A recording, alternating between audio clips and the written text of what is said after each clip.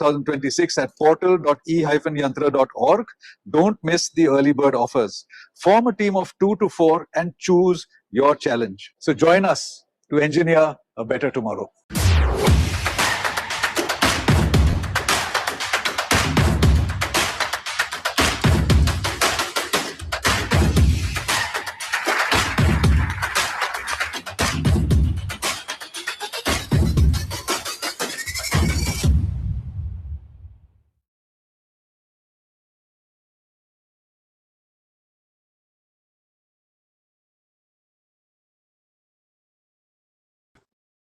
Hi. So that was a launch film for this year's e-Yantra competition. I will now take you through our portal and tell you briefly about the competition. So is the portal visible to everyone?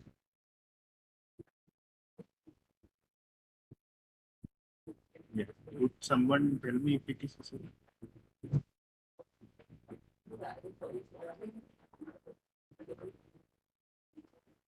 Yeah. So this is the portal of eYRC. You can see last year's team videos in here, and you can get to know more about the competition from here. We also have another innovation challenge competition whose registration will start this month. These are some statistics. So we have two stages mainly. Stage one is online, where you do it in simulation, and it will be like a MOOC. Stage two is hardware. So best performing teams in stage one get selected to stage two, and they will be provided with the hardware things. Those who perform the best in the last task in stage two get selected for the finale where people compete against each other. So let's check this year's team. So there are 7 themes this year. Themes means a particular unified abstraction of their agents. So there are filters in first year, second year, third year, fourth year, and all. But these are just recommendations. You are free to choose any of these themes. And here is a detailed description of each theme in the logic quiz. Say FPGA based theme, there is a story in the briefing and mission. These are the objectives of the team, and these are the uh, things that you will build. These are conditions for winning. What is the hardware you get for stage two, and what is the core hardware? Explanation of the board, what tools you need for it, and what skills you will learn. And finally, the function. What all requirements your laptop or system needs to do to run this thing. So like that, we have for second is cron team, Ojo cron team. Strata Global, this is a team where a robotic arm and a autonomous mobile robot collaborate with each other. Then Holland the Explorer world, 3 holonomic boats collaborate with each other. Then Nidhi Vahan, this is a four-wheeled Ackerman steering car type boat. And this is the balancing board game, the balancer. And Pac-Man, this is a Pac-Man inspired game where you play something similar to Pac-Man in real life. In hardware. These are the things you can click here to register. You can check the timeline and things here. Yeah, you can visit the website. So these are some of the criteria of which is per team of 2 to 4 members. So you can go through our website. So now there is early bird discount going on. You get 20% off on 3,000 rupees registration fee. And if you are a ELS employee, again, 20% off. If you can form an all-girls team, you get 20%. And everything coming in against them. If you haven't registered, you can register as well.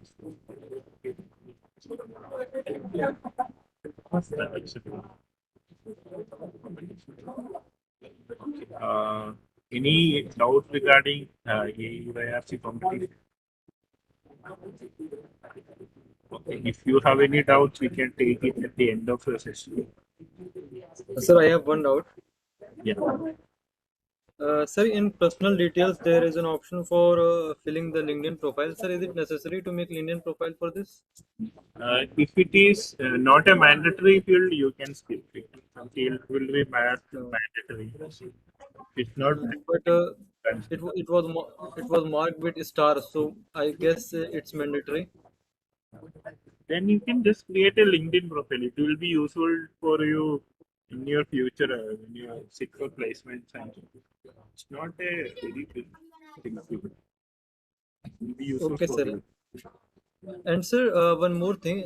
My college have a eYantra lab already in it as ELSI. So can we get a help from there?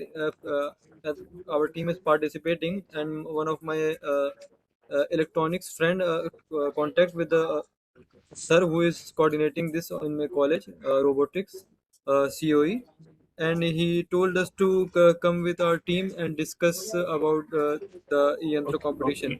Okay. You can ask him for guidance and. Let me go through the talk. We can discuss this at the end of the. Yeah.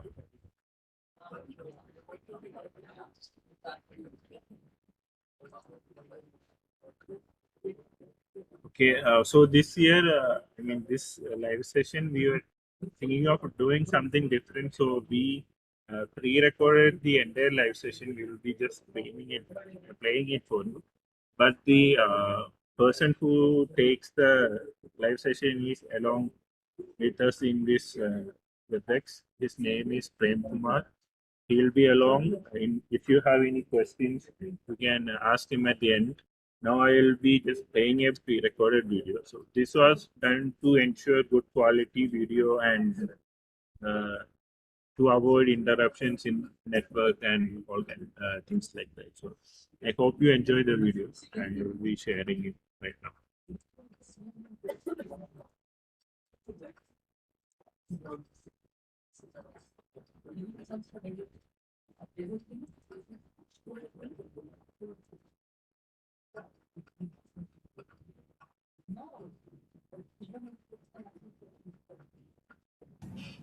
First of all, I welcome you all for this introduction to this Linux session. And I'm Prem. I am working in eYantra. I've been working in Linux since my college days, and I've been closely working a lot with Linux since last couple of years.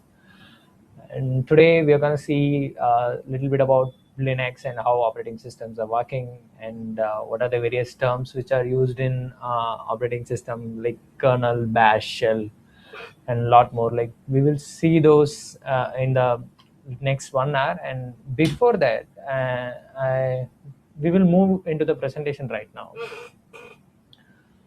Before moving to the presentation, I have a small questions to you all. Like, do you have any idea, like, what is the common thing between each and everything which is listed over there, like cloud, server, supercomputer, robots, IoT devices, and the containers? Here, the container represents the Docker container, not the container which is there in ship. So, any guess or something? What is common here? Yeah, obviously it is Linux, because a huge amount of technologies which are built underneath Linux, because uh, it is a very nice operating system. Like, because if you see the entire world, like in the software world, most of the technologies which are running with the help of Linux. So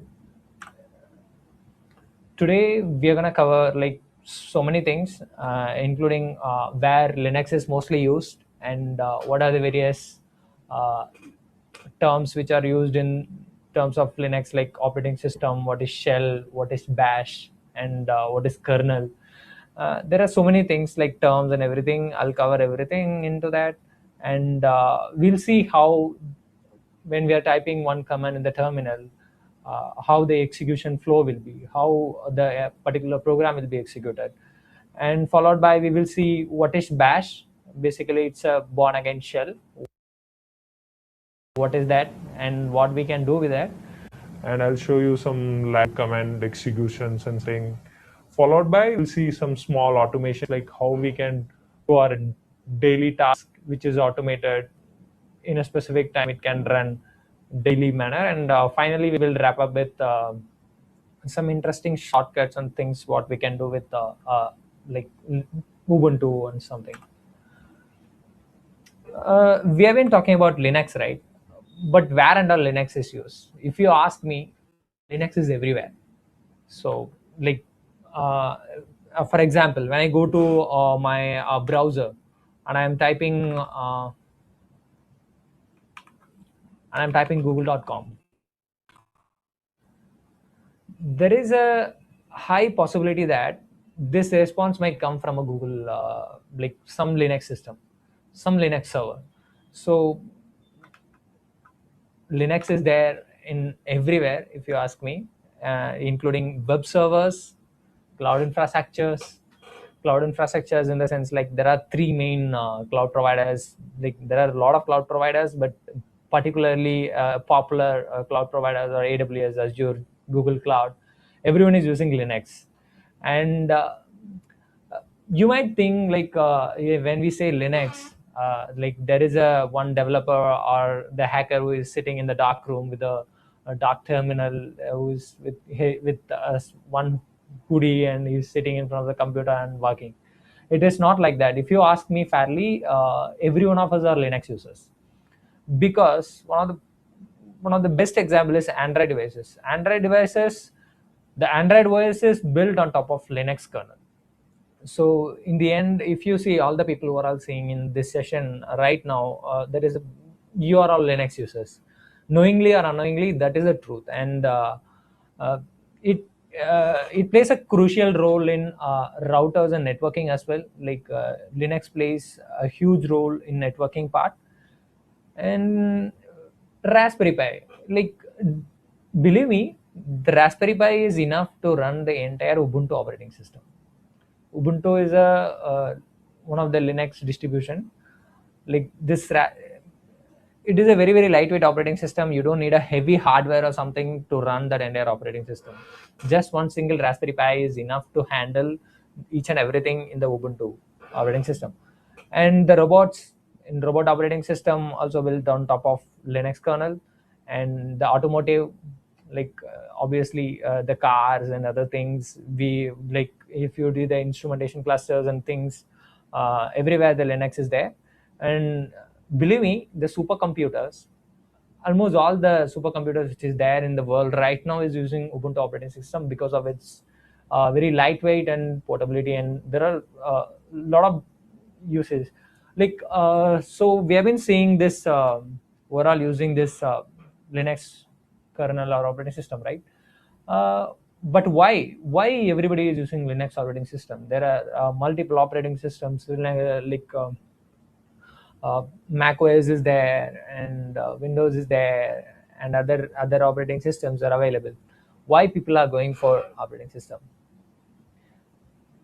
The main reason people are using Linux is it is completely free and open source.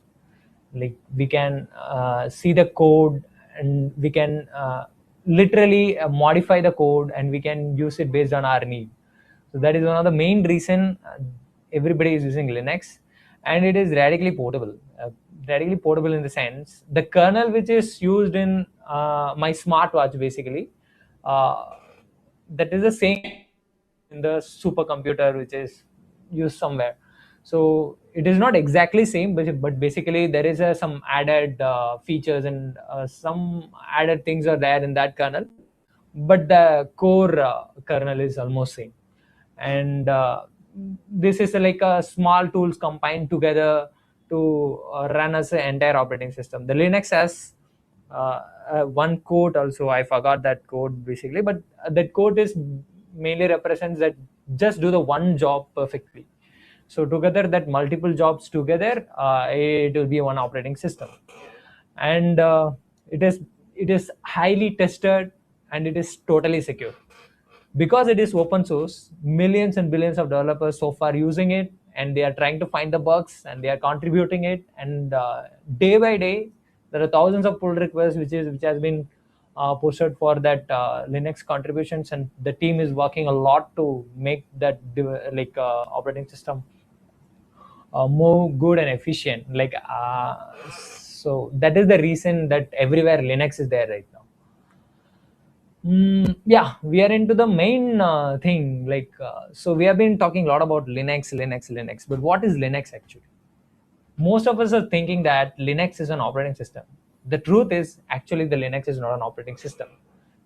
It is a kernel. It is a part of an operating system. It is not an entire operating system.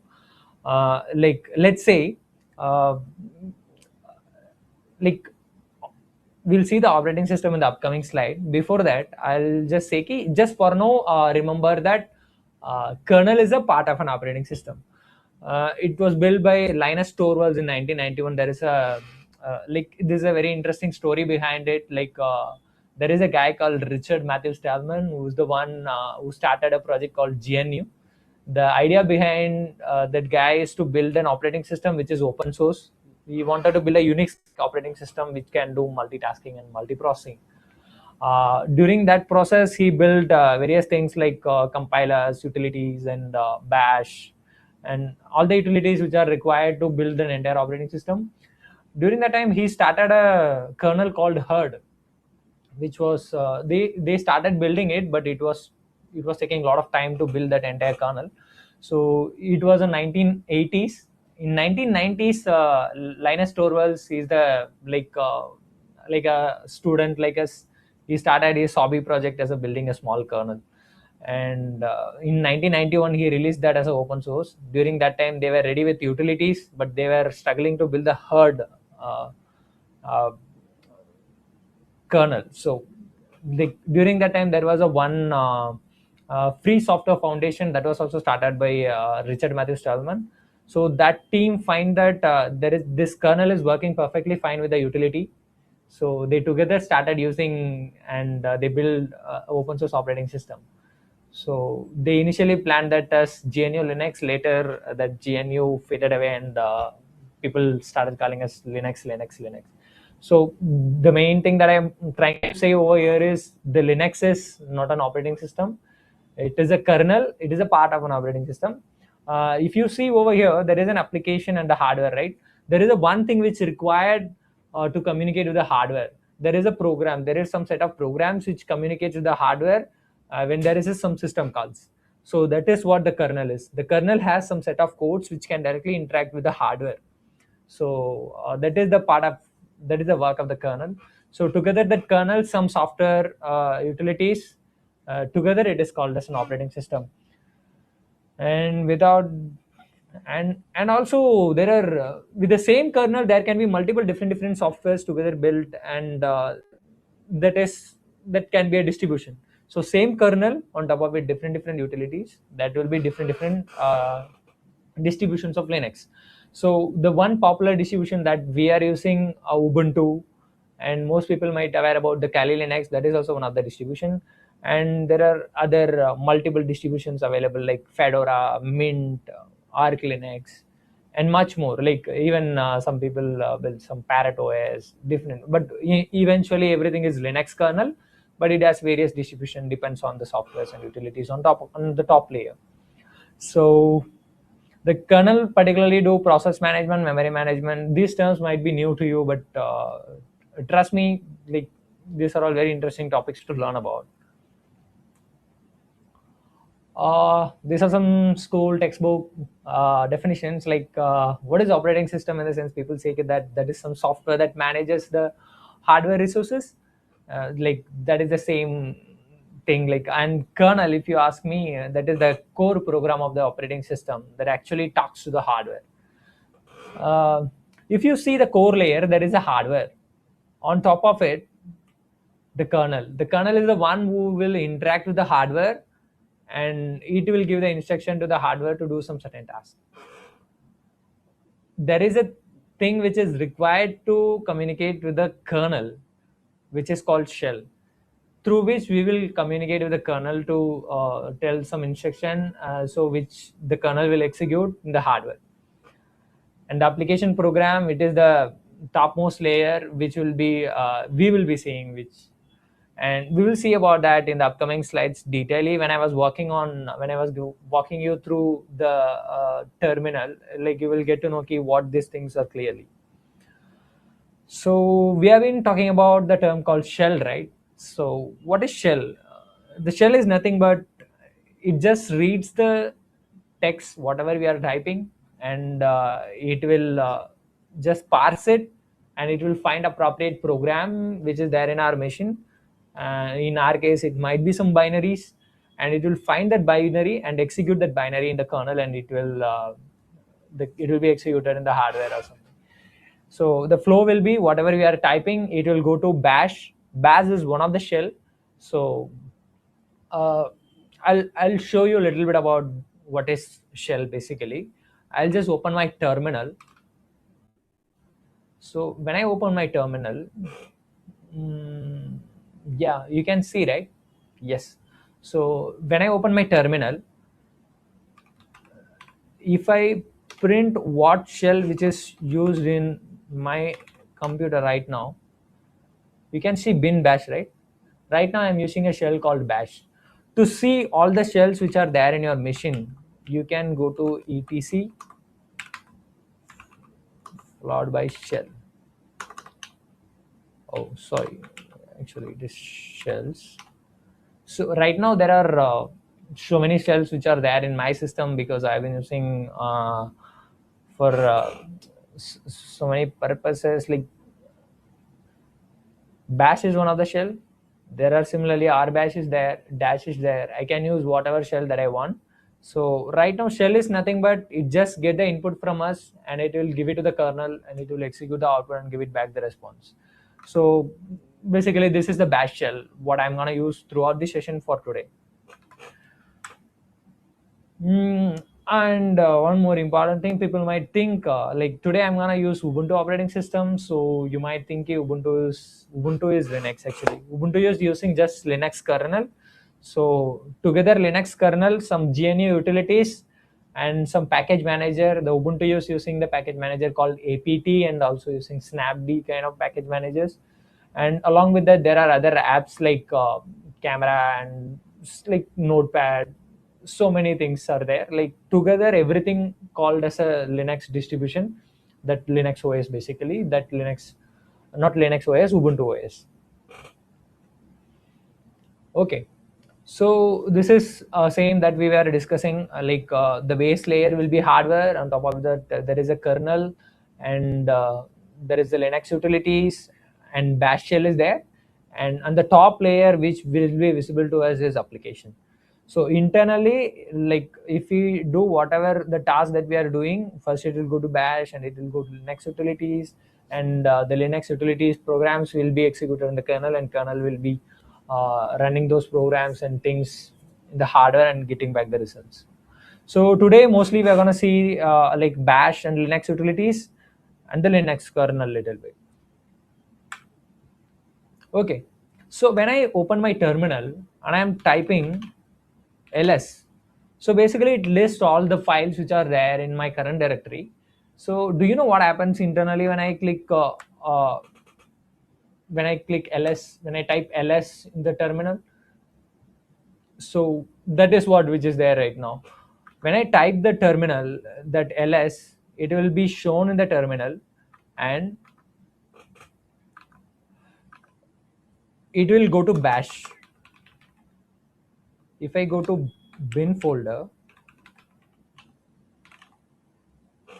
I can see lot of commands. If you see ls is present over there, so if I try to print the ls, I can see the binary file.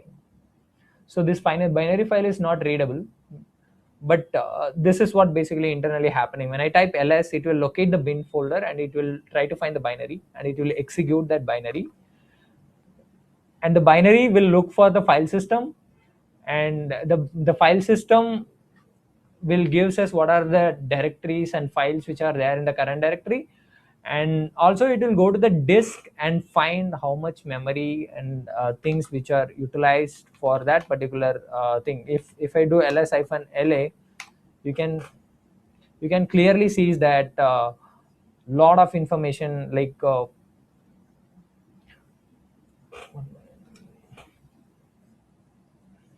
yeah, you can clearly see every details about a particular file or a directory. Who is the owner of the file, who all has the access of it, what is the size of that file, and this is some random like this is some large number, right? So to see that very detailedly, yeah, this basically the file, the amount of space it took, and every details are there basically. So that binary will be executed and the result will be shown there. Okay, so when it comes to Linux, the main important thing, one more thing, is the file structure. So when you are using Ubuntu, when you are using a Windows operating system, you might see that C drive, D drive, and so many different disk for different hardwares that we are inserting. But when it comes to Ubuntu or Linux kernel, there is only one file hierarchy. Only one root will be there. Whatever the volumes or something, whatever we are mounting, it will be another like tree, like another tree leaf kind of thing. So right now, I'll just showcase like what are the various file structures are there in Linux right now, and we will see why these things are useful. So if you see, I'm going to the terminal again, and I'm going to the root. You can see a lot of files over there, right? You already aware about the folder called bin. So basically that contains all the binaries, and if I go to home, this is the one which contains all the personal space of an user, all the documents, downloads, all the files which is related to a specific user. In my case, if I go to home, I can list all the users which are there in my system. Right now, I'm the only one. The Prem is my name. I'm the only one, the user. If I go to Prem, I can see all the files which are there in Prem, like or documents, downloads, music, some personal files basically. And the etc represents etc basically that it contains all the configuration files which are required in order to execute some programs. Let's say for example Apache. Like if I go to Apache, if I go to etc right now, I can see a lot of like configuration. In my case, I'll just go to Apache right now for showing you. I'm using Apache 2. All the configuration files are there right now. If I go to sites available,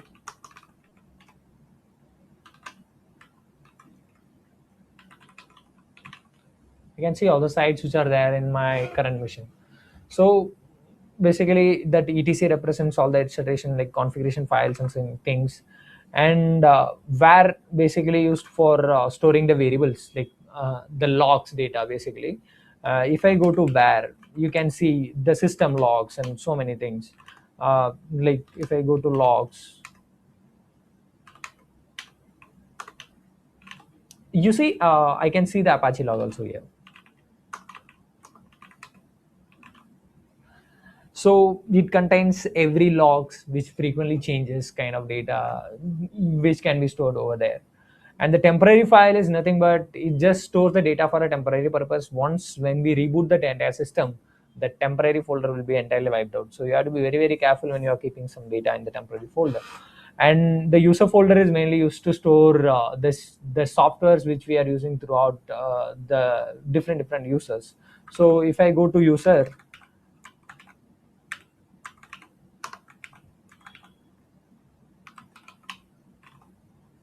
see I can see like this pgadmin is one of the thing like used for Postgres viewer.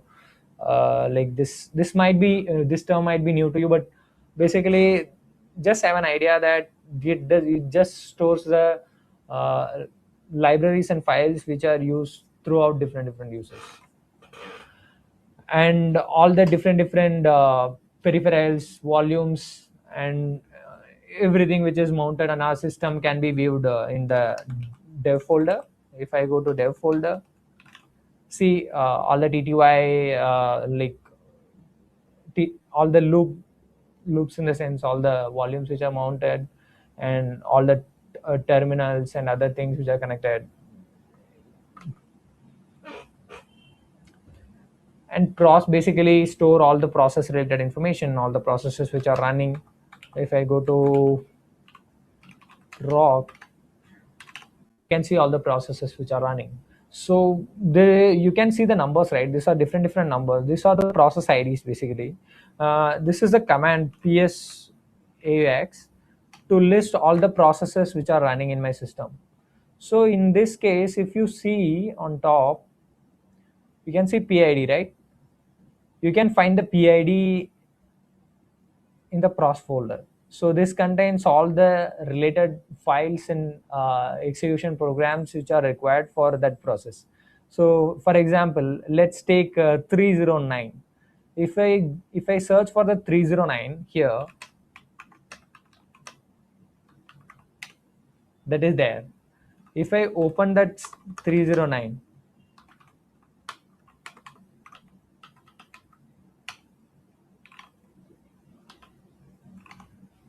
I can see all the files and things which are used by that 309 process.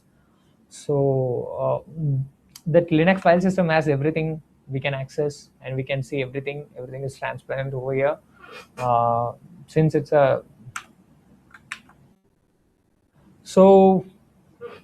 as I am working on the terminal a lot, you might think terminal is Linux, but actually it is not.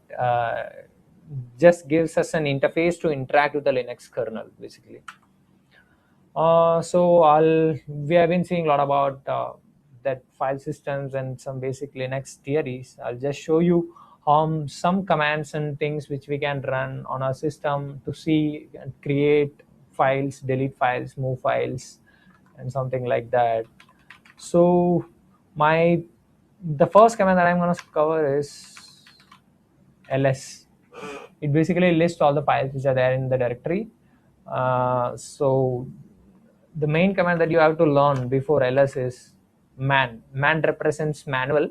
So if you want to know about ls command, you can type man followed by ls.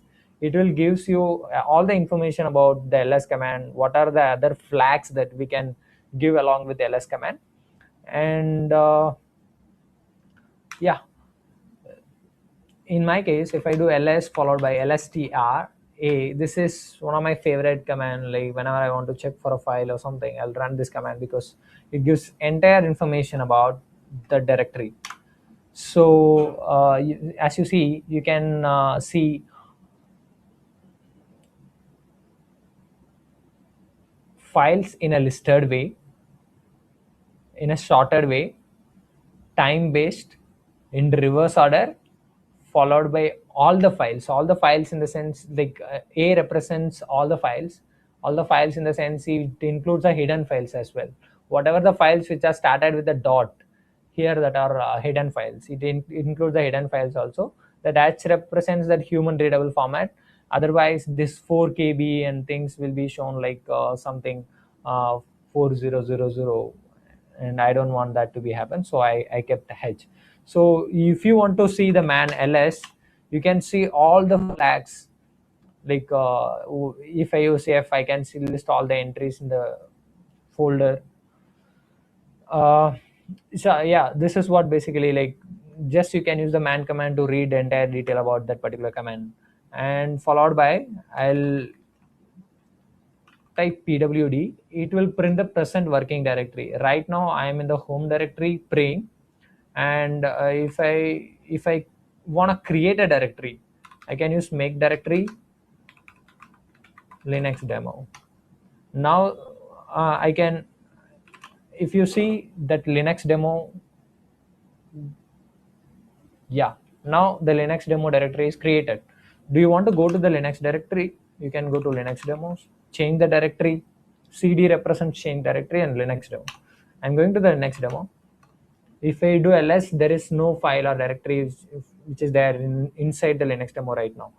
And another command is echo, which is a print statement of Linux terminal. If I do Linux, it will print Linux. So this is echo, and I can create a file using the command called touch. With that I can create a file, test.txt. Yeah, see, test.txt is created. If I want to open the file, I can use cat test.txt. Right now there is nothing, so it doesn't print anything. So I'll just open that test.txt.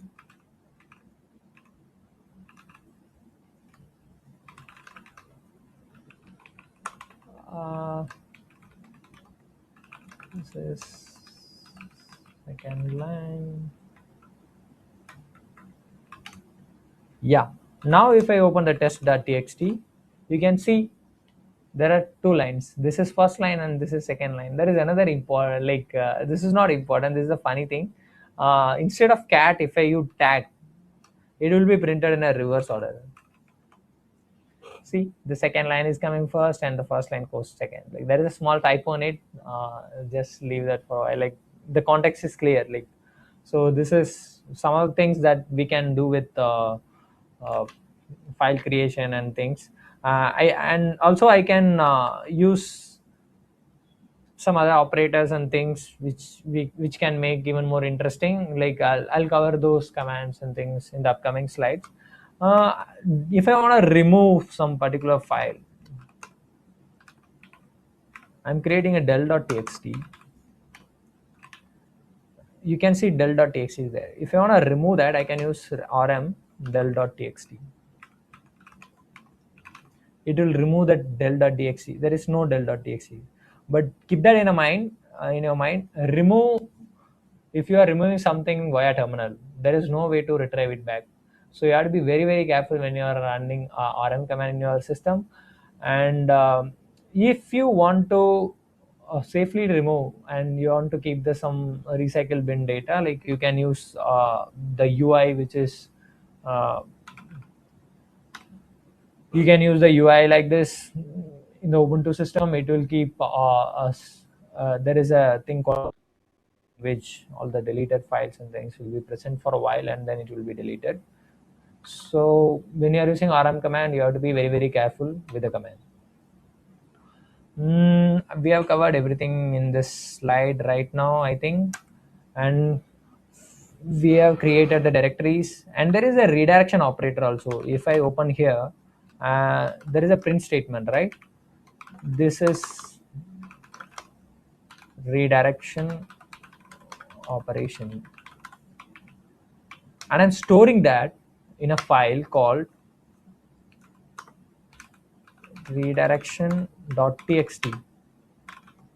See, now new file is created in the name of redirection.txt. If I open that file, the output of the previous command is present inside that redirection.txt. So basically, it just override that redirection.txt with the thing which we are given in the double quotes. So this is what it is. If you want to append that file, for example, if I run that same command, this is 2. When I use this one, I'm catting it. It just override that same command. This is redirection operation is overridden with this is redirection operation 2. So if you want to append that file, you have to use double quotes. Sorry, double greater than symbol. Basically, that will append that file. Basically, if I cat right now, see,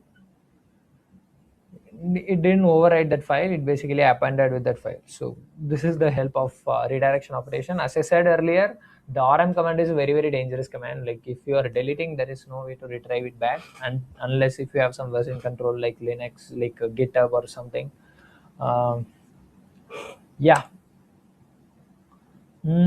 So this slide also covers the same thing like we have been talking about, that redirection operation. As I said earlier, this is used to redirect the one output of a command like to the next file or something, and this is the append operation which is used to append the existing file. And there is one more thing called pipe. The pipe is basically nothing but it just gives the output of the first command to the second one, and second command to the third one, third command to the fourth one. Like it can go like a chain. So as I like if you remember, we have discussed earlier that Linux has one goal, that one program should has one task to do perfectly. So right now we know that ps aux command, right? So basically it will just give all the like processes which are running in our system right now. So I'm just giving that ps aux output to the grep. Grep is basically represents global regular expression. It will search for that regular expression called something. Right now I'm going to search chrome. So when I type enter, this PSOX output which is present in the above will be given as an input to the next one. So in the next one it will search for the Chrome, and it will print all the lines which is having the line like word called Chrome. When I hit enter, you can see the highlighted red color text, that is Chrome, right? So the first output is given, all the processes which are run by Chrome is listed over there. If I want to count the number of lines in this particular thing, I'm using the same command, psox followed by the pipe symbol. I'm giving that output to the grep, and followed by I am giving that output which is there in the above one to the word count. Word count basically count the number of lines, number of words. We can use whatever we can count whatever we want. Right now I can count the number of lines which is there in it, so that I can see the Chrome itself how many processes it is running. Right now Chrome alone running 22 processes in my system. So that is the beauty of Linux. That is the beauty of bash basically. So even if there is a very large number of files to process, the large number of millions or billions of logs or something, you can process it in a seconds. So it can process in a very efficient way and very fast way also. So that is one of the main reason that people are so much fascinated towards this bash and things. Yeah, so this is what it is. And so we have been seeing this commands running terminals and things like that for a long time, right? But this can be done even more faster way, like so even I was doing when I was doing the demo, but even though I'll just show you again. So I've been running a lot of commands, but I want to run the previous command which I ran. If I press the up arrow, I can see all the commands which I ran earlier. I can press the down arrow to go next, previous kind of. So this gives us an option to do that, and this is one of the shortcut. And there is another way, that is autocomplete. Autocomplete is nothing but basically there is a redirection.txt, right? I want to read that. So as you know, cat is used to print that particular file. So when I do cat followed by, I don't need to type entire redirection.txt. I just need to type one or two characters followed by, if I press tab, it will autofill that entire thing based on the availability. If I do cat followed by re followed by tab, it just fill the text. If I want to do that same thing with test, if I want to press TS followed by tab, it just autocomplete. So this is one of the very important tasks. It reduces our work a lot. Like this seems little like very small shortcut kind of, but it helps you a lot when you are working with large data.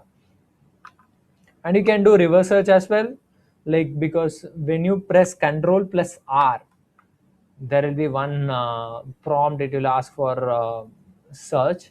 Like when you search for a specific command, like in my case I just search git, I can see all the commands, which git commands which I ran earlier. See, I can, when I do control R again and again, it will search for all the commands which I ran earlier with git. So when I type enter, it will give me that particular command output. So this is the help of reverse. I can run the command, like I ran make directory, right? When I search for mkdir, it will search, it will give me the output like I ran already Linux demo creation directory. So that's it. And followed by, if I go to my presentation, I can see the history. So what is the help of history? I can show you. I'm just clearing the terminal. I forgot to tell you about this. If I want to clear my screen, I can write clear. It will clear my screen. Or else I can use Control plus L. It will also clear my screen. So keep that in your mind. And right now, if I type history, it will give me all the commands that I ran so far in my system. So if you see from the session start, if you see all the here where we started, right? So from here, all the commands whatever we wrote in the terminal is present over there. If I want to run a specific command which is there in a specific line, for example, if I want to run the 1981 command, I have to give the dollar symbol 1981. It will run that command. You might like see the ls command is ran. You might think like this might not be useful, but these commands are very small, so you might feel you can type on your own.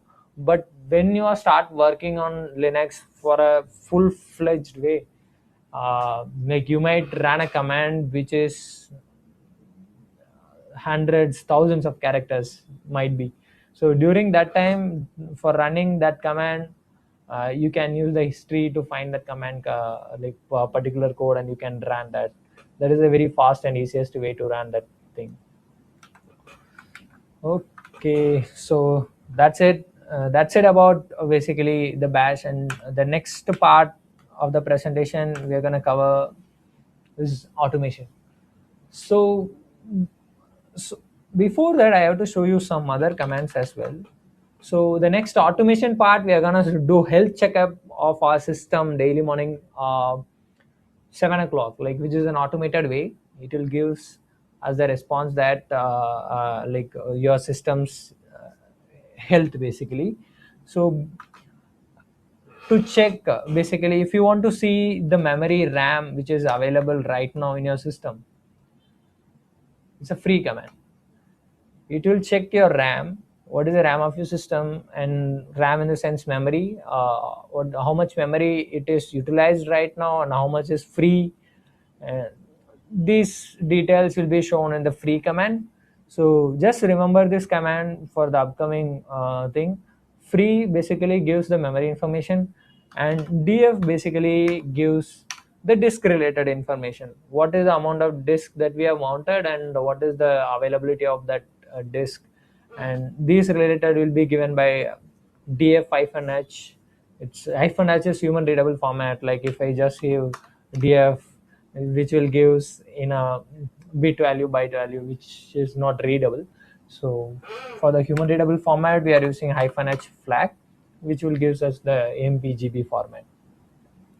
And also there is a command called uptime. Basically it will tells how long our system is awake, and like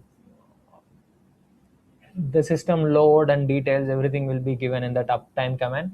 So we are gonna, if you want to check this entire command daily morning and you have to report that to your manager for a specific server, how it will be. Like daily morning you are coming to the your office, and you are just running these commands in your system, and you are just drafting an email to your manager, says that our server is using this much memory right now, this much storage right now, it is about to fill.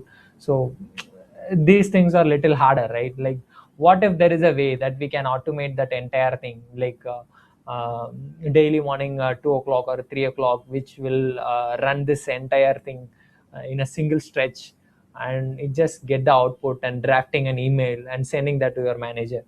So that is what the automation is basically like. So it will reduce your task drastically. So that is what we are gonna do. Like we have been seeing running commands in a one by one, right? So there is a way to run a command in a bash script. So bash script is nothing but it is a combination of commands which we ran already in a sequence of way. It will execute those commands in that same sequence. There are various things that we can do with the bash, like basically it is like an entire programming language kind of. Like it has for loop, it has while loop, it has conditional statements like if else, it has switch cases, it has variables, loops, everything is there basically. You can use bash script to do that entire automation or run the entire script. So right now we are just gonna check the system health. I'm just copying that command and I'm just going to the terminal and I'm clearing the screen. If you check right now, there is only 2 files in my Linux demo directory. I'm just creating another file called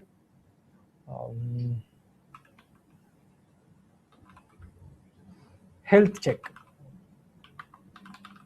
followed by .sh represents, this is a script, shell script.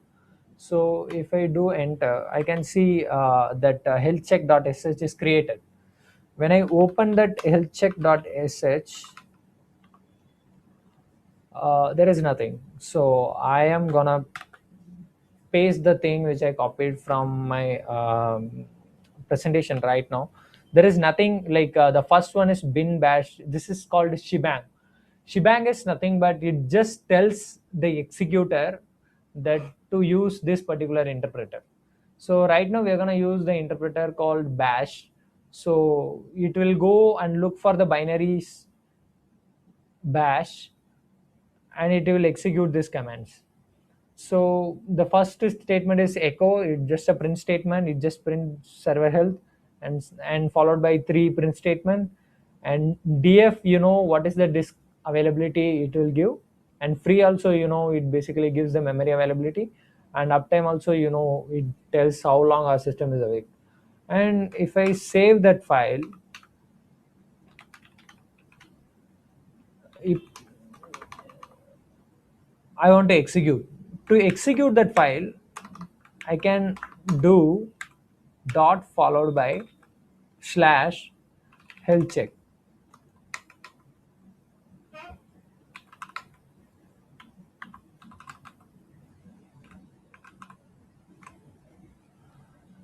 You are seeing the permission denied, right? Do you know why? If I do ls-la, it has a read access, write access, but it don't have execution access. So I have to give the execution access. So to give the execution access, I have to give change mode to the execution for the health check. If I do ls-la again, you can see it becomes green and also it is executable. So whatever which is there in an green color, it represents that is an executable file. So now if I run that same dot health check, see, I got the output. I got the output of 3 commands together. It gives me disk information, it gives me memory information, it also gives me the uptime, how long my system is awake. So this is what the scripting is basically. As a first step, so our intention is to run the daily morning 2 o'clock, right? So as the first step, we completed that running that particular thing together as a script. So basically it runs all the three commands together in a single time. Our next step is to run that on a specific time. Here it where one important thing comes cron job. The cron is nothing but it just keep on looking for a execution like in a specific time. So there are various things which are present for the cron. Like I'll just tell you how to execute that file which is created by us right now. So if I go to cron tab -e, it basically open the cron tab of our system. Cron tab is nothing but it just execute a file in a specific time, or execute a script which is in a specific time.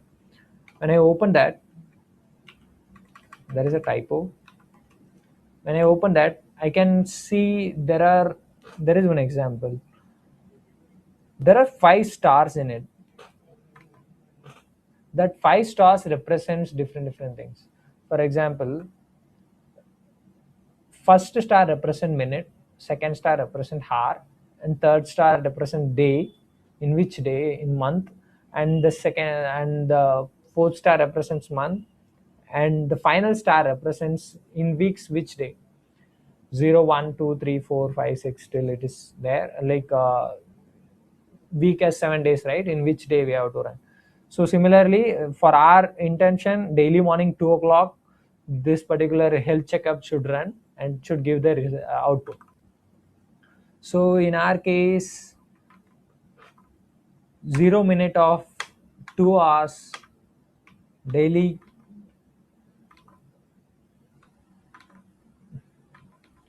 Okay. Every month, every weekday it should run. And before that, we have to locate the file, right? So right now our health checkup is in which directory? I have to copy that, and I have to give the path followed by the file name.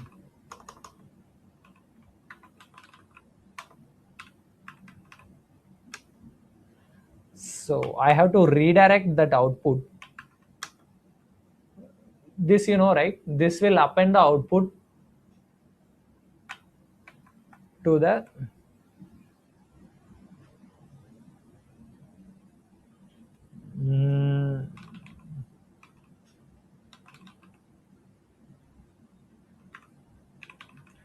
healthcheck.log. So right now it is installed. So what it will do, daily morning 2 o'clock, it will go and check, it will run that script, and it will redirect the log to that healthcheck.log. So right now, if you see, there is no healthcheck.log because it will execute only at 2 o'clock.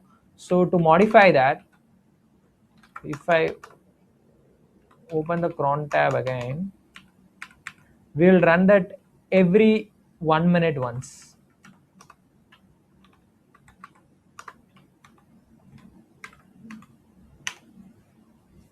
So now every 1 minute once, the cron tab will be executed. So to see that, let's wait for a minute. Right now, 12, the time is 12:22. We'll wait for 1 minute.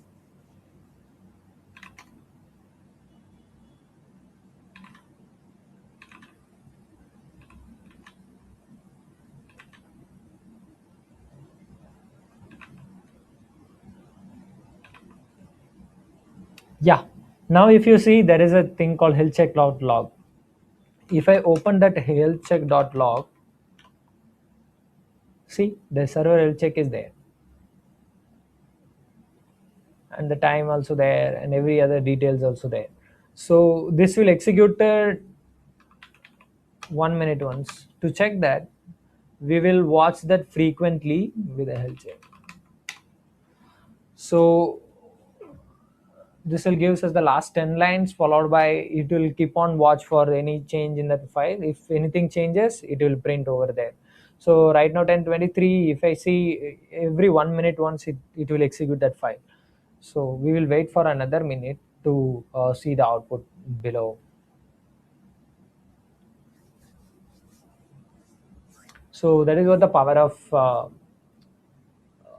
cron job basically. See that 1 minute is done, again it executed that file and it gave the output. So right now we just checked it, what is that current health status of my particular server. or my system, like we can configure the SMTP email service with our system, so that it will basically check the system health, and it will draft an email in the same script itself, and we can send it to some particular destination email address.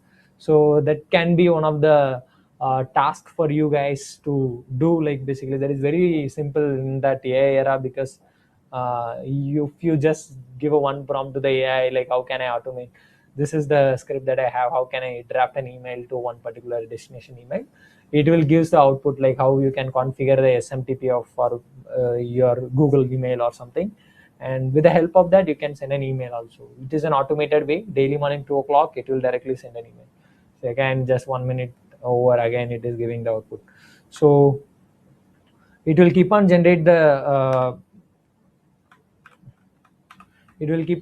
log. So I don't want that to be happen, so I'll command that cron tab.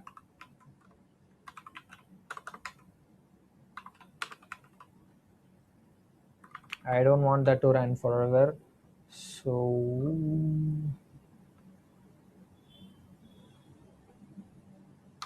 I'll just comment it and I'm saving it. So this is what the power of cron job that we can do with. And if you see Linux right now, it is everywhere, like including software development in the sense like when you are building one software, like you might do this continuous integration and continuous development. During that time also, like you will use Linux everywhere, like GitHub Actions, or some there is one more thing called what is that? Okay, basically GitHub Actions is using that, and there is DevOps related people who are all like DevOps is entirely, if you ask me, everywhere. Shell scripting is there. Linux is a very important thing over there. And if you ask uh, cloud providers, the servers and things, everywhere it is running Linux. And cybersecurity, as I said, to process the large volume of files, as well as the large files like millions and billions of lines files, with powerful tools like AWK, grep, SCD, and so many files and packages which are there in bash itself to learn. So with the help of that, you can analyze the logs easily.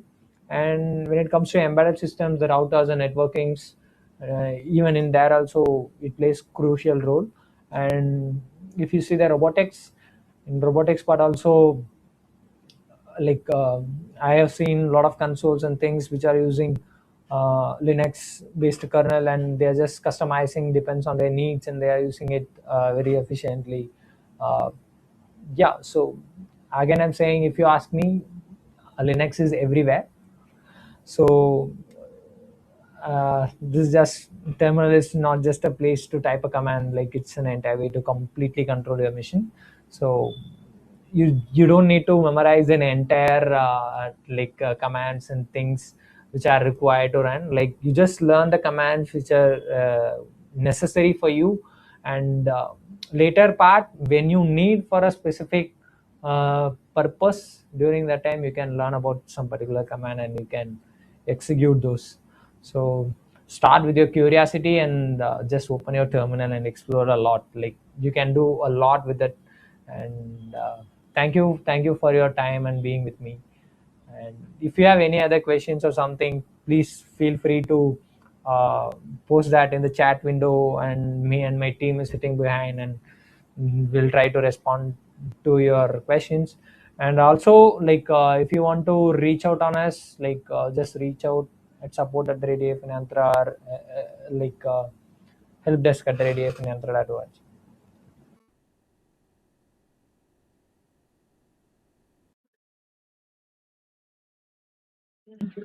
Hi, this is Prem. I hope you enjoyed the video. And if you have any other question or something, just you can unmute your mic and you can ask me the questions. Like I'll just try to answer. Hello, sir. Yeah. Hello. Sir, can I run Linux on the laptop which don't have graphics card? Yeah, it doesn't need any graphics. Like I told you right during the session itself, just the Raspberry Pi is enough to run the entire Ubuntu operating system. So you can run the Linux is very lightweight, so you can run it on any uh, hardware. Sir, Even some and people are trying also to run microcontrollers. ROS or something ROS2. So Hmm. does it need a higher end laptop? Uh, about ROS, like when you are running some Gazebo related things, you might need basic uh, graphics cards and things. But for doing the very basic level simulation and stuff, you don't need a high-end graphics and all. It is not necessary. Can I run Linux on my laptop? Thank, Yes. Yeah, yes, that is what it thank you. is. Like basically, it is lightweight. You definitely don't need a graphics card to start with. Yes, sir. Thank you. Yeah. Yeah, anyone else, like, just feel free to ask your questions, like even if it is really, it's fine. Yes, sir. I want to ask that, sir, how to can we dual boot the Linux system in our Windows without Yes, actually? yes, obviously there are multiple ways that you can dual boot your system. Like if you have Windows, you just need to partition the disk little bit, and you can dual boot the Ubuntu or whatever the flavor that you want to install. Like, if you just go through the YouTube videos, like there are multiple videos available how you can do the dual boot. Like even we are also planning to post a video on how to do dual boot on Ubuntu. Like you might probably expect before the eYRC starts, we might release a video. Okay, sir. Yeah. So, sir, as Windows also have the terminal section and Linux too, but sir, Ah, what is the major difference? Because Linux is more, sorry, Windows is more convenient, is easy to use, and uh, AI most of the times doing the jobs that thousands of prompts AI can make in just if you give some good prompts to it, then why should we use Linux? I know that in some security levels and some hardware niche level we have to do it, but if we talk about normal integration, then what's the use of it? so basically, I'll start with your first thing. Like you were asking about what's the difference between the Linux terminal and the Windows command prompt, right? So when it comes to Linux terminal, like it might use different things. Like I told you, like in the meeting itself, shell, right? The shell which I have used during the session was Bash. So it has some pre-built binaries which can run some powerful commands, basically. But when it comes to command prompt, you can't run those commands. Like basically, without even the user interface, you can control the entire operating system of Ubuntu or Linux using the Bash, the terminal. But when it comes to Windows, there is no way that you can directly control the entire thing via the command prompt. So that is the liberty that it gives when it comes to command, say like terminal. So, and what was the other question that you were asking? Like,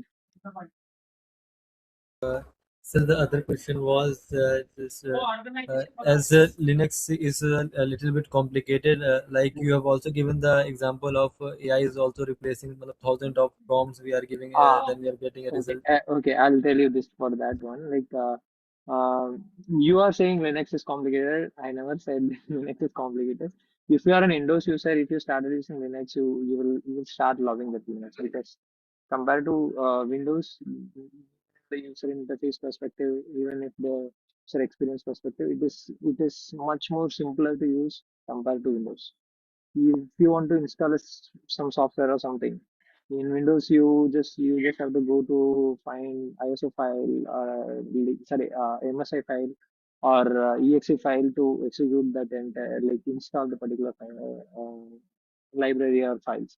But when it comes to Ubuntu, you need to run a single uh, installation command like apt install, or otherwise like you just need to run some scripts which will download that. So if you ask me, compared to Windows, Ubuntu is the easiest. operating system. So you can start with. Mhm. Is there any other questions like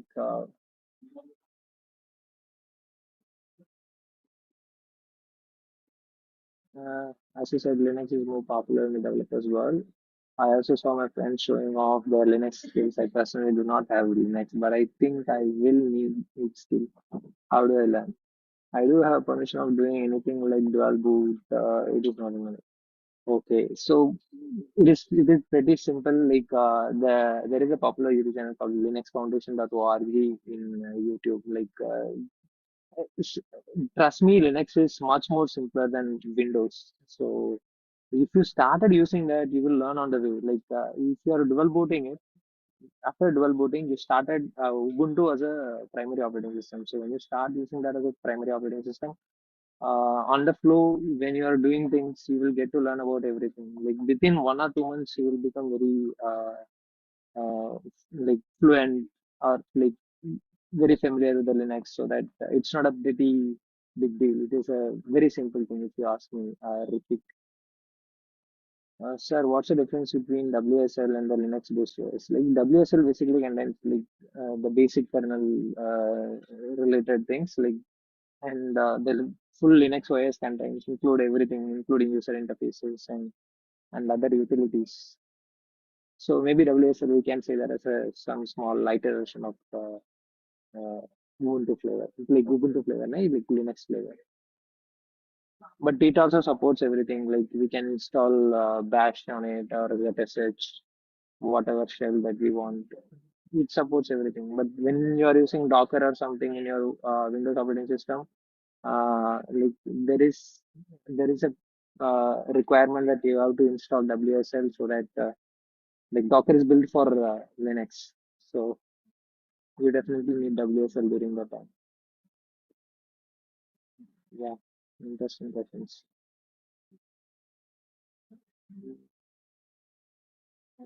Using Linux on dual boot and virtual machine provide the same features. Yeah, it both gives same features. Like the only difference is like where it runs and basically when you are using virtual machine, it will the OS will run on top of virtual machine. But when you are using dual boot, the your OS will directly runs on the bare metal hardware. So the speed wise, if you ask me, the dual boot is the best one. If you want your data to be more like during the dual boot, there might be the possibility that you might lose the primary OS. So avoiding those risks, you may use virtual machine. So if you have the confidence that if you have some familiarity with dual booting, like you can do a dual boot also. But if you ask me, dual boot is the best one. The features and everything is same. Mm, yeah. I saw people arc the stroke. Can you explain why it's like that? To be frank, Arc I haven't explored a lot. Like, but mm, I heard some people that Arc gives more customization. Like we can customize a lot. Even if you see the Ubuntu during the presentation which I was using is not the actual Ubuntu. I did some customization and I was using that. So similarly in Arc, Arc also giving a lot of liberty that we can modify things. Okay, so that's it. Uh, I think we can end it here. Um, Arun, do you want to add something? Okay, yeah. Thank you guys. Like, I hope you enjoyed the session. Like, please be take